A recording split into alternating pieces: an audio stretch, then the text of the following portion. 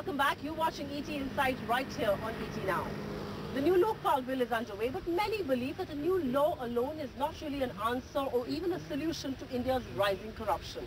I did meet up with Shanti Bhushan, the national co-convener of the Lokpal Bill Drafting Committee and a former Union Law Minister, and I actually began by asking him if this indeed has been his toughest challenge so far.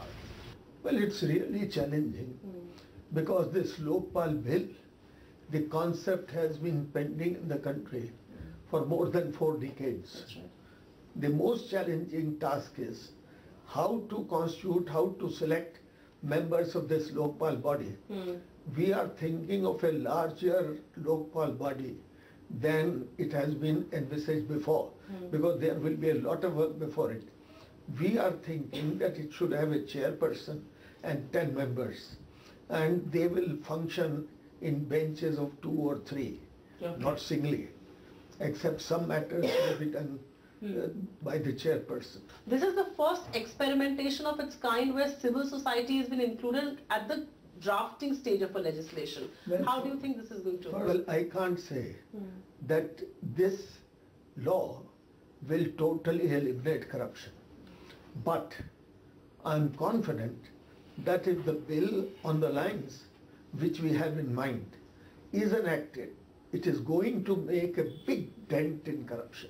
Since what we are also conceiving is to fix a time frame in the bill, namely within how much time investigation should be completed, within how much time a trial before the special judge should be completed.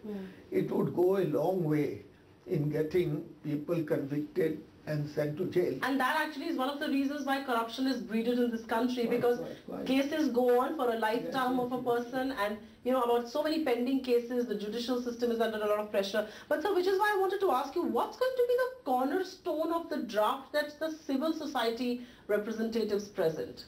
The setting up of a body, highly placed body, selected in a very transparent manner, which will be given the task of investigating allegations of corruption at all levels. It won't require anybody's permission. No government can come in the way. No body can come in the way.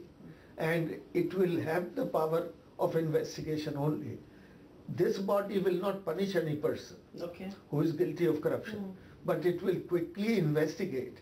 And if it finds that the allegation is justified, it will send the case to the normal criminal court. If found corrupt, the matter will be referred to the court. It is not going to be taken up. The draft will have nothing to do with what happens if found corrupt. Will that property be forfeited? No. You see, the punishment, namely imprisonment, fine, etc., that is also already in the Prevention of Corruption. That's right. The court will do it. The additional thing that we are thinking about is, once a person has been found guilty of corruption and convicted by the court and sentenced, the assets that he has created out of his corruption, they should be forfeited, and there should be provision after a person has been found guilty of corruption to go into this question. What are the assets that came out of his corruption? And that should be public property then? That should become public property. That's a fair point. Do you think Indian society, as a civil society, has reached a stage where there is just so much of corruption that no more will happen and it will have to come down?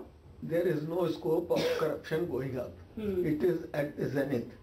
So today, either it remains at the same level or it comes down. But today, happily, even the Supreme Court is taking a strong view against corruption. And in many cases, they are taking a very strong line against corruption.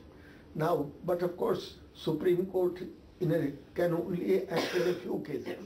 They can't act in, there are lakhs of cases of corruption every day or every month or every year.